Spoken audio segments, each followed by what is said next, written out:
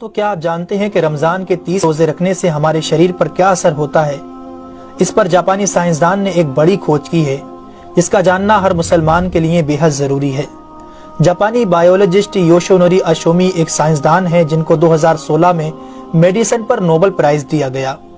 ان سے جب پوچھا گیا کہ آپ نے کون سی ایسی چیز بنائی ہے جس کی بنا پر آپ کو دنیا کا سب سے بڑا انعام نوبل پرائز دیا جا رہا ہے، تو انہوں نے کہا تھا کہ میں نے کینسر کی ممکنہ دوا کھوج لی ہے، اور اس بات پر دنیا نے بڑے پر انداز میں ان کی کاوش کو سراہا اور مبارکباد دی گئی۔ اس کے بعد ڈاکٹر یوشینوری اشومی نے کہا کہ میں نے کینسر کی دوا نہیں بلکہ کینسر سے بچاؤ کا حل تلاش کر لیا ہے۔ تو لوگوں نے ان سے پوچھا کہ بتائیے ایسا کیا کیا جائے کہ کینسر جیسے خطرناک مرض سے بچا جا سکے؟ تو انہوں نے کہا کہ جب ہم بھوکا رہتے ہیں تو ہماری باڈی میں موجود غذائیت ختم ہونے لگتی ہے، جس کی وجہ سے جسم بھوک محسوس کرتا ہے۔ اگر اس بھوک کے دوران جسم تک کھانا نہ پہنچے تو ہمارا جسم بھوک کی شدت کی وجہ سے اپنے اندر موجود ان زہریلے سیلز کو کھانا شروع کر دیتا ہے جو کینسر کا سبب بنتے ہیں۔ اس عمل کو میڈیکل کی لینگویج میں آٹوفیگی کہا جاتا ہے۔ اگر آپ چاہتے ہیں کہ آپ کا جسم ایسے بیمار سیل سے پاک ہو تو آپ کو بھوکا رہنا چاہیے۔ جب ایسے سیلز مرنا شروع کر دیتے ہیں تو کینسر کا پرسنٹیج کم ہو جاتا ہے۔ اس کے بعد جاپانی سائنسدان سے پوچھا گیا کہ انسان کو سال بھر میں کتنے دن بھوکا رہنا چاہیے کہ اس میں کینسر نہ پایا جائے؟ تو انہوں نے کہا کہ اگر 20 سے 25 دن کم سے کم اور 9 سے 10 گھنٹے بھوکا رہا جائے تو اس کی باڈی ایسے تمام زہریلے سیلز کو کھا جائے گی اور اس میں کینسر نہیں ہوگا۔ اے میرے پیارے رب کریم، آج ہمیں سمجھ آیا کہ مومن پر روزے کیوں فرض کیے گئے، اور آج مجھے اس احادیث پاک کی بھی سمجھ آ گئی جس میں آپ صلی اللہ علیہ وسلم نے فرمایا کہ ہر شے کی زکوٰۃ ہے اور جسم کی زکوٰۃ روزہ ہے۔ سبحان اللہ! میں قربان جاؤں ایسے سچے دین پر جس نے عبادت کے اندر بھی بیماریوں کا علاج رکھا ہے۔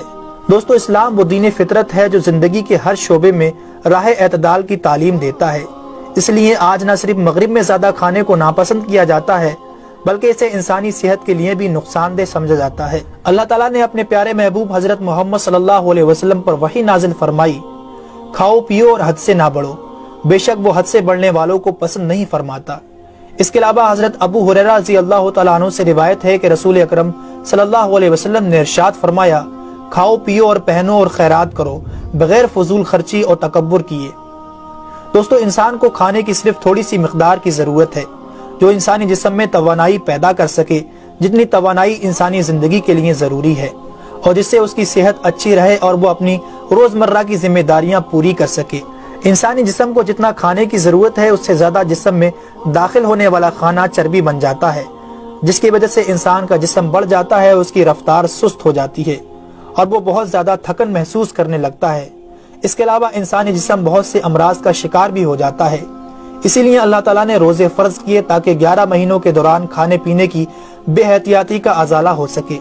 قرآن پاک میں اللہ تعالیٰ نے روزے رکھنے کا حکم ان الفاظ میں بیان فرمایا ہے، اے ایمان والو، تم پر روزے فرض کیے گئے جیسے کہ تم سے پہلوں پر روزے فرض کیے گئے تھے تاکہ تم پرہیزگار بن جاؤ۔